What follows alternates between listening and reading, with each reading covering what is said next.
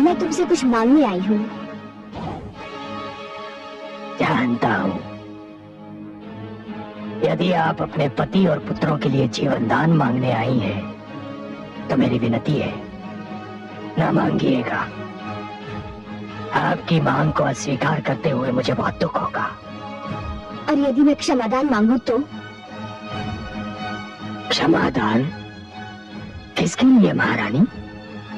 स्वयं आपने तो कोई ऐसा कार्य नहीं किया जिसके लिए आपको क्षमा की आवश्यकता हो। और सहस्त्र अर्जुन और आपके राजकुमारों को क्षमा करने का कोई प्रश्न ही नहीं उठता। वे स्वयं तुमसे क्षमा मांगे तब भी?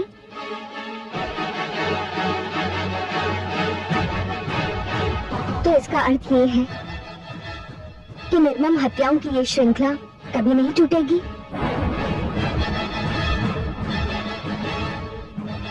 क्या इस श्रृंखला का आरंभ मैंने किया था महारानी? और क्या आपके पति और पुत्रों के अपराधों को भुलाने के लिए क्षमा पर्याप्त है? नहीं है। किंतु क्या हिंसा का उत्तर हिंसा और हत्या का उत्तर हत्या से देने से अपराध की महत्ता कम हो जाती है? पुत्र, मेरे पति और पुत्र अहंकारी है, तुम तो नहीं हो। तुम बुद्धिमान हो, शक्तिशाली हो। क्षमा वही कर सकता है जिसे अपनी शक्ति पर भरोसा है। तुम क्षमा कर सकते हो पुत्र, तुम ही क्षमा कर सकते हो।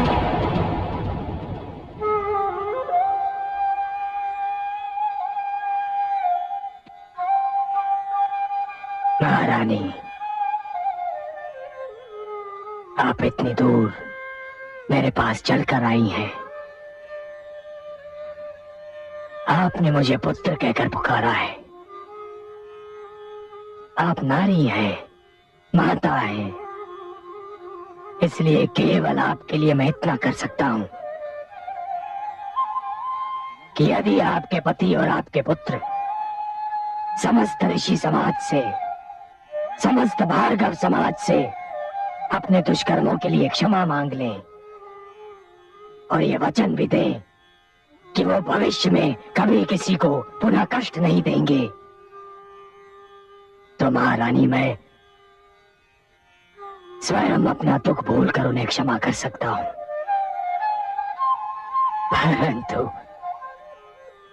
क्या वो ऐसा करेंगे? क्यों नहीं करेंगे? मैं उन्हें मनाऊंगी। तुम्हारा धन्यवाद पुत्र।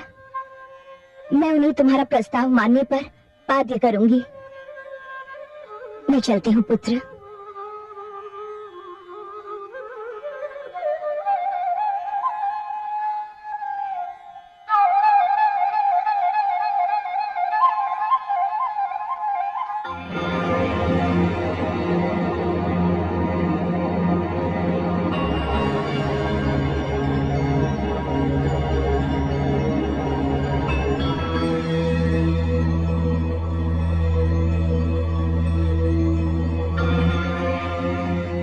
महारानी, मिलाई अपने पुत्र से? हाँ स्वामी, न केवल मिल आई बल्कि एक शुभ संदेश लेकर लौटी हूँ। शुभ संदेश? हाँ स्वामी, बहुत शुभ संदेश। परशुराम संधि करने को तैयार हो गया है। क्या? मैं सत्य कह रही हूँ स्वामी। परशुराम ने कहा है कि युद्ध रुक सकता है, संधि हो सकती है। तो मुझे क्या करना होगा?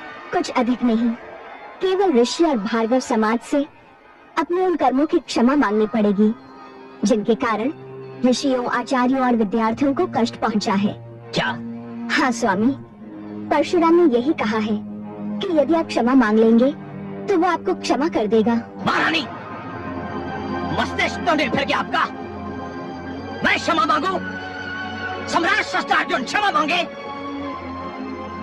वो सम्राट शस्त्रार्जुन जिसने इतिहास में पहली बार क्षत्रिय शक्ति की प्रभु सत्ता स्थापित की है, क्षत्रिय धर्म को पालन करने का सर्वोच्च नियम बना दिया है, अपने यश की पताका चारों दिशाओं में फैला दिया है। क्षत्रियों के सिर झुकाने के इस प्रयास को शुभ संदेश कहती हैं आप? महाराज, शांत होकर सोचिए। ऋषियों के विरुद्ध आपका क्रोध आपकी निजी समस्या थी जिसे आपने जातिवादिता के संघर्ष में परिवर्तित कर दिया। कहना क्या चाहती हैं आप? स्वामी, आपने स्वार्थ और निजहित के लिए जो कुछ भी किया वो आने वाली पीढ़ियों के लिए अभिशाप बन सकता है। जातिवाद का रोग यदि समाज के रक्त में घुल गया तो इसके परिणाम बहुत भयंकर हो सकते हैं। आप भविष्य से खिलवाड़ कर रहे हैं स्वामी। आप अकारणीय भविष्य की चिंता किए जा रही हैं महारानी। हम वर्तमान में जीते हैं। मुझे भविष्य की चिंता है क्योंकि मैं एक माता हूँ और जानती हूँ कि हम और आप वर्तमान हैं, किंतु हमारे पुत्र भविष्य है और इस भविष्य को मैं बहुत बड़े संकट में देख रही हूँ। क्या देख रही हैं आप?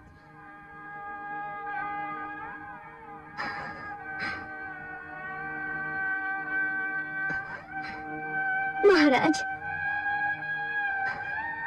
मुझे उनके कटे हुए सिर दिखाई दे रहे हैं। बंद कीजिए अपना मुख। आप अपनी संतान के लिए ऐसी अशुभ और भयानक बातें कर रही हैं। नहीं स्वामी, मैं चाहती हूँ कि मैं जो कुछ भी देख रही हूँ वो झूठ हो, परंतु मैं जानती हूँ कि ये सत्य है। ये सब मिथ्या है, ये सब झूठ है। आप झूठ कह रही हैं। ऐसा कदापि नहीं हो सकता। आप असत्य बोल रही हैं। और यदि ये सत्य है तो हे ईश्वर, मुझे अभी इसी क्षण इस धरती से उठा ले, क्योंकि मैं अपने पुत्रों का ये परिणाम नहीं देख पाऊंगी। उठा ले प्रभु, मुझे उठा ले।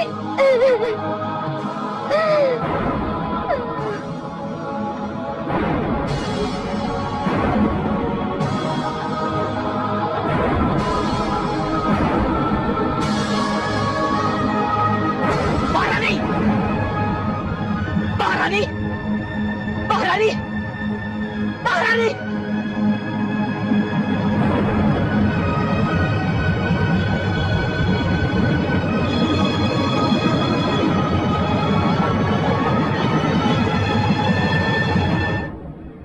कमल नयन, संसार में ये क्या हो रहा है? हमारी संतान क्या कर रही है?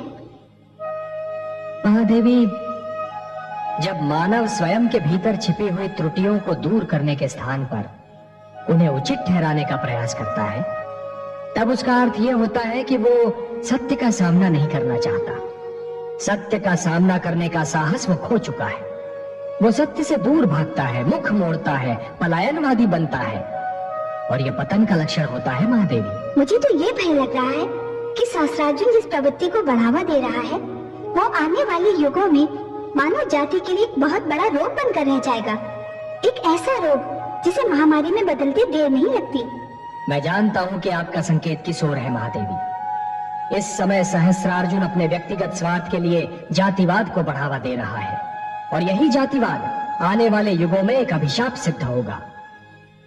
हे महादेवी, जिस प्रकार भूकंप ऊंची अट्टालिकाओं और भवनों को गिराने की शक्ति रखता है, उसी प्रकार ये जातिवाद एक सुदृढ़ और संगठित समाज को नष्ट करने की शक्ति रखता है। जन्म, रंग, भाषा, जाति और वर्ण के मतभेद आने वाले युगों में मानव समाज के सामने नित नए संकट उत्पन्न कर सकते हैं।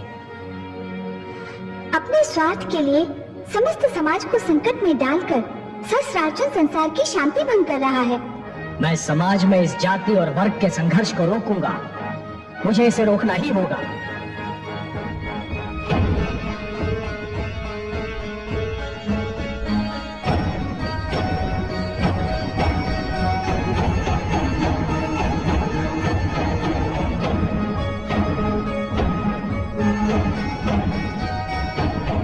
क्षत्रिय वीरों और मित्रों, क्षत्रिय समाज पर आज तक ऐसा संकट कभी नहीं आया। हमारा अस्तित्व संकट में पड़ गया है। भारकों ने हमारे विरुद्ध संगठित होकर क्षत्रियों का अंत करने का निश्चय किया है।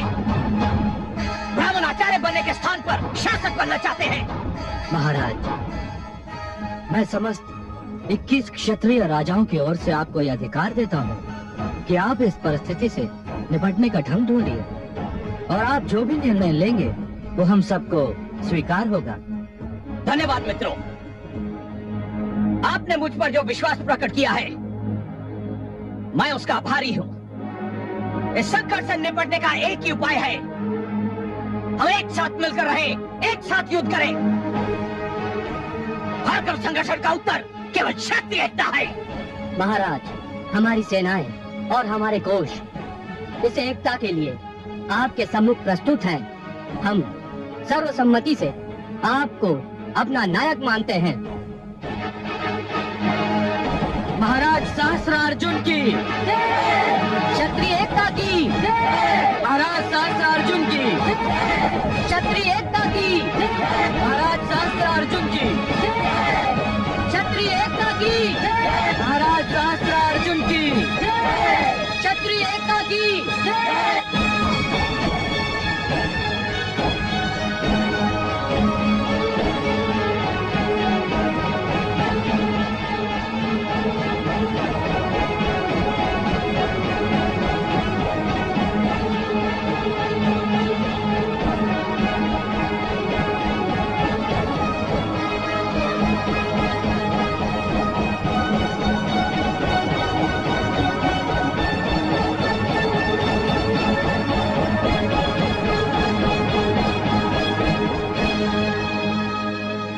यशस्वी भव।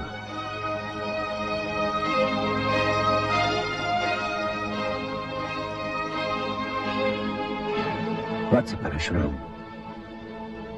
तुम्हारे पिता ऋषि जमदग्नि की हत्या से ऋषि समाज को बहुत बड़ा आघात पहुंचा है, परंतु हम मात्र तुम्हारे पिता की हत्या पर शोक व्यक्त करने नहीं आए, अपितु तुम्हें यह बताने आए हैं कि यद्यपि हमें जातिवाद से घृणा है, परंतु जिस प्रकार सहस्त्रार्जुन अपने स्वार्थ की सिद्धि के लिए क्षत्रियों को भ्रमित करके आश्रमों को नष्ट करने का प्रयत्न कर रहा है, हमारे समक्ष इसके अतिरिक्त और कोई उपाय नहीं है कि हम उसकी धृष्टता का प्रत्युत्तर दें। हमने निर्णय किया है कि आप भार्गवों को संगठित करने का जो कार्य कर रहे हैं उसमें आपको सहयोग दिया जाए। मैं आप सबका आभारी हूँ। वत्स, तुमने नवयुवकों में एक नई शक्ति, नई स्फूर्ति भर दी है। हम तुम्हें धन, सेना या किसी अन्य सामग्री की कमी नहीं होने देंगे। हम सहस्त्रार्जुन का सामना करने के लिए भली भांति तैयार हैं। मैं पुनः एक बार आप सबका आभार प्रकट करता हूँ। वत्स परशुराम,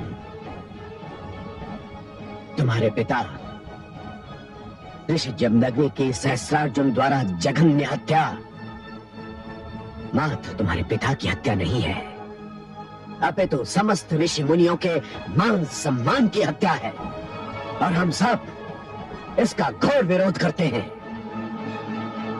युद्ध की घोषणा करो वत्स।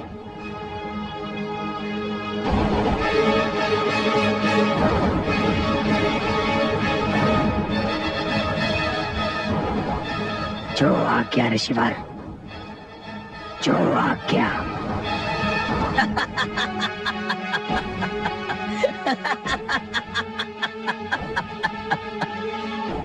ये भी उत्तम हुआ। अब कोई भी हम पर दोष नहीं धरेगा कि युद्ध का आरंभ हमने किया। हमारी सूचना के अनुसार परशुराम कभी भी हमारी राजधानी पर आक्रमण कर सकता है। महाराज, क्या ये उत्तम नहीं होगा कि हम परशुराम को यहाँ पहुँचने ही ना दें, उसे यहाँ आने से पहले ही रोक दें? नहीं, उसे आने दीजिए। सेनापति। जी महाराज। हमारे राजकुमारों को सूचित कर दिया जाए कि कमर कस ले, आक्रमण किसी भी क्षण हो सकता है। जो आज्ञा महाराज।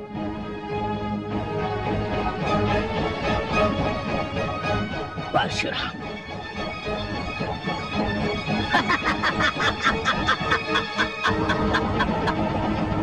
परशुराम। 21 क्षत्रिय नरेशों की एकता के उपरांत अब पिताश्री की शक्ति और भी बढ़ गई है, किंतु मुझे संदेह है। क्यों? क्योंकि पिताश्री तो यूं भी कुछ कम शक्तिशाली नहीं थे। इन 21 नरेशों की शक्ति पिताश्री की शक्ति के आगे क्या अस्तित्व रखती है? मुझे भय है कि एकता भी परशुराम जैसे शत्रु के विरुद्ध पर्याप्त नहीं सिद्ध होगी। मैं भ्राताश्री से सहमत हूँ। राजकुमारों की जय हो। मैं आप सबको सूचित करने आया हूँ कि परशुराम ने हमारे विरुद्ध युद्ध की घोषणा कर दी। क्या? हम जानते थे ये होने वाला है, ये होकर ही रहेगा। अब तो युद्ध के अतिरिक्त कोई मार्ग ही नहीं रह गया है। उस युद्ध का क्या लाभ जिसका परिणाम प्रारंभ से पहले ही विदित हो? आप जा सकते हैं सेनापति।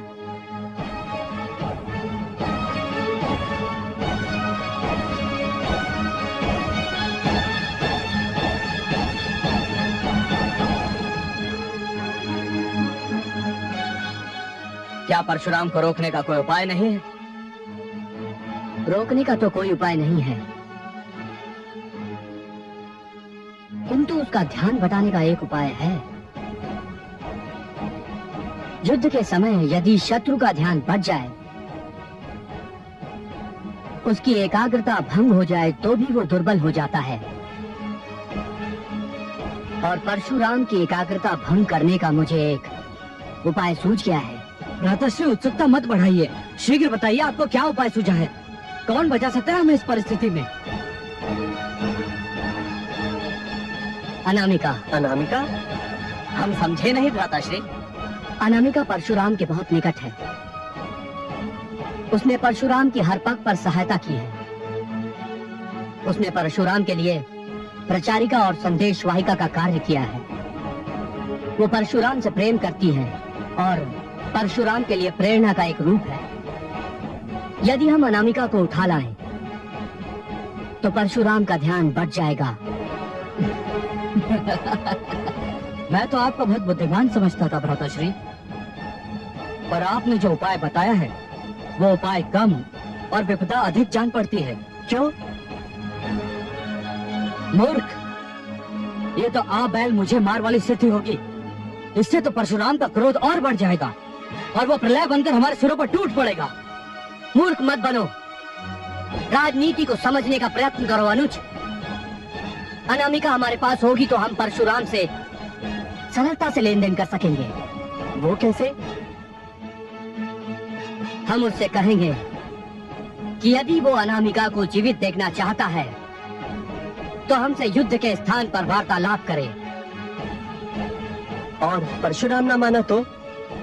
तब हम कह देंगे कि हम तो मरेंगे, पर अनामिका को भी मरना पड़ेगा। मान गए भ्राताश्री, ये है वास्तविक राजनीति। तो फिर चलिए, विलंब करना ठीक नहीं। चलो चलिए। चलिए। दाता ने जन्म से पूर्व ही मानव समाज के विभिन्न वर्गों के लिए कार्य नियुक्त कर दिए थे। हम ब्राह्मण हैं। समाज को शिक्षा प्रदान करने का कार्य हमें सौंपा गया था और समाज की रक्षा करने के लिए क्षत्रियों को जन्म दिया गया था। परंतु ये तो विधि की विडंबना है कि जिसे रक्षक का कार्य सौंपा गया वही भक्षक बन गया है, लुटेरा बन गया है। समाज में सुरक्षा के स्थान पर असुरक्षा फैला रहा है।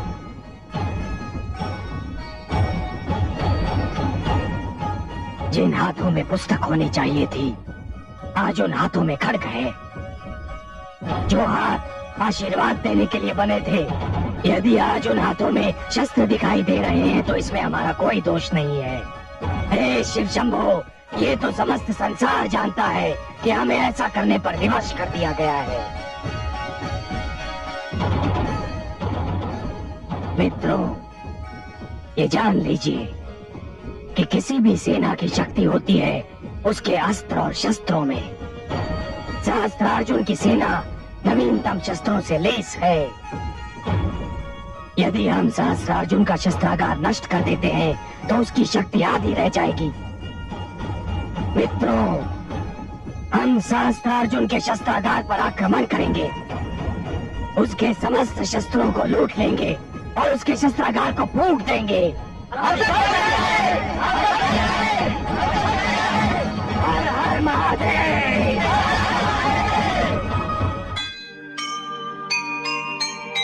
सब सत्य अहिंसा धर्म से जो लेगा मुख मोड़, देगा उसको ईश्वर बीच डगर में छोड़। गगरी अत्याचार की जब मुख तक भर जाए, समझो वो दिन है निकट जिस दिन होगा